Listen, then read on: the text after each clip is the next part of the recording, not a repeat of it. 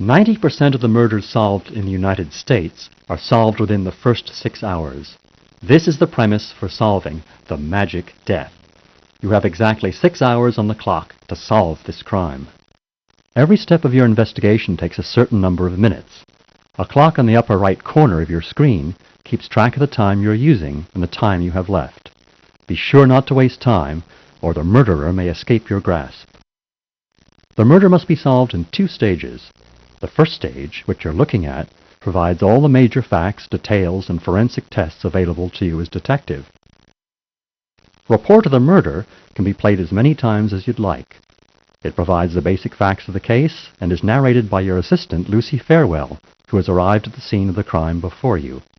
This is the only component of the game that does not take time off the clock. The crime scene, complete with corpse, has been left by the crime scene team for your examination. You can click on any object on the screen for a closer look. You can also execute a number of forensic exams on any object. Possible Suspects is the place where you can find out more about those closest to the victim and what they were doing last night at the estimated time of death. The interviews were conducted by Lucy and were recorded on video. The apartment provides a layout of Elspeth Hasgard's apartment. Lucy and the crime scene team are going over it right now. Click on any room for a report of what's been found. Other sources are available for your examination. They include an interview with a Vodun expert, where you can find out more about the victim's field of study. There's the autopsy report explaining exact cause of death. You can look at the victim's desk to examine her diary, her calendar, and an audio tape with a fight that no one was supposed to hear. You can access the phone records from Elspeth Hasgard's line to find out who she talked to on the last day of her life. A lexicon of Vodun symbols may provide useful information about the mysterious symbol drawn at the crime scene. Non-testimonial evidence is where you'll get a judge's permission to fingerprint and blood type all the major suspects. This allows you to compare results with clues you have found elsewhere. In alibis, you can access Lucy Farewell's report on each suspect's alibi. Once you have narrowed down the suspects, you're allowed to interview 3 of them in more depth.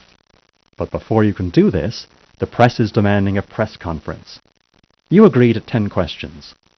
If you answer 7 of them correctly, you can advance to identifying your final interview subjects. You can interview 1, 2, or 3 suspects to collect the final pieces of your case. Any one of them may provide that crucial clue that solves the murder. Once you have your man or woman, you can proceed to warrant application.